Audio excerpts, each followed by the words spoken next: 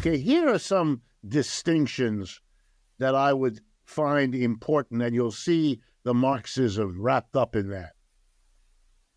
And these are distinctions that are often lost sight of. There are profound class differences inside Israel. And there are profound class differences inside Palestine. And you can ignore all of that, and you can develop an analysis in which there is a thing, a unified thing called Israel, and it's juxtaposed to a unified thing called Palestine. You can do that. I don't do it, but you can do it. And it would be important, if you choose to do that, to at least acknowledge that that's a very particular way of thinking. Okay? It's strange, too, because the notion of a unified society is usually awfully easy to disassemble, to make fun of, to disaggregate. Is the United States currently active supporting the Ukraine? I don't think so. Is the United States currently, and fill in the blank? I don't find that very useful. Immediately you say such a thing, someone can point out to you that the United States isn't agreed on that at all, that there are profound differences, and that in fact the actions of the so-called United States are taken by whoever is in power in the United States, and therefore governed by the conditions of their power, the opposition to their power. And that's as important in telling the story of what's happening as to assert that there is this national entity. The whole notion of using the nation state as the actor in the world development is peculiar. Maybe to make this clearer, in case it isn't, it would be to say something like the following. What supports the Ukraine activity are American men. What support Israel are American men. Stop.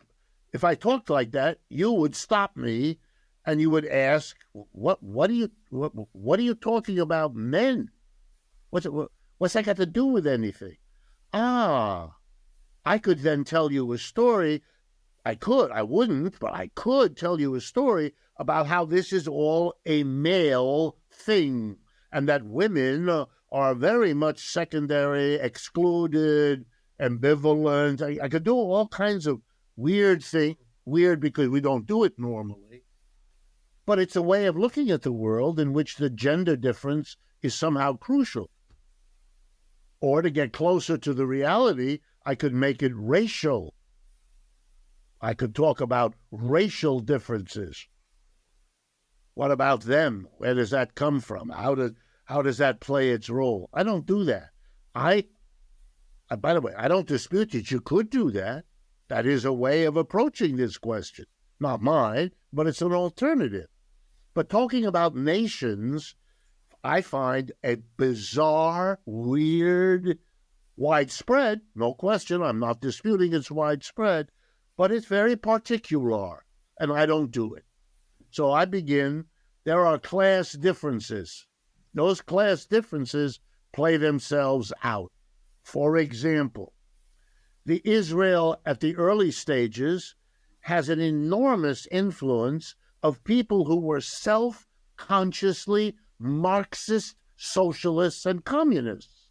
They set up the kibbutzim movement, for which Israel was very famous in its early decades, of people who were refugees, but who went to Israel to establish a non-capitalist economic system. That effort was defeated. It was fought by other refugees who came with a very different interest, an interest that was either not socialist or anti-socialist. That's a whole nother conversation. But the Israel you see today is the extreme opposite of what all of those people had in mind when they helped to found the modern state of Israel, looking at it since 1948 rather than going back earlier. In fact, Israel today is governed by the most right-wing religious coalition that has ever governed Israel. Therefore, what you're seeing, to call it all Israel, strikes me as bizarre. The decision to deal with Hamas the way it has been dealt with, that's a decision of this government, partly shaped by previous governments' positions, which were not the same. And for sure, the decision to bomb and destroy Gaza the way that has been done in the last 100 days is a decision of a very particular kind of government that reflects a particular part of the class structure of Israel. I mean, I don't know if you've covered this in other conversations, but if you have any doubt about what I'm saying, then just read the history of the year before October, the year before all of this war in Gaza began.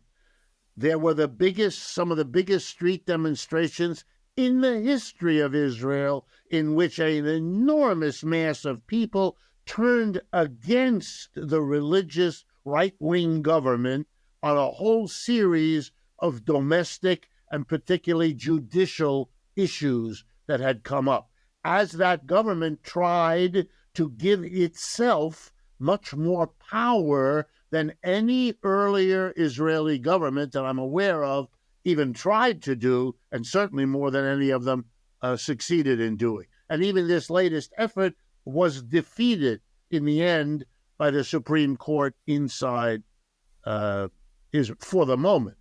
I don't imagine that it's over.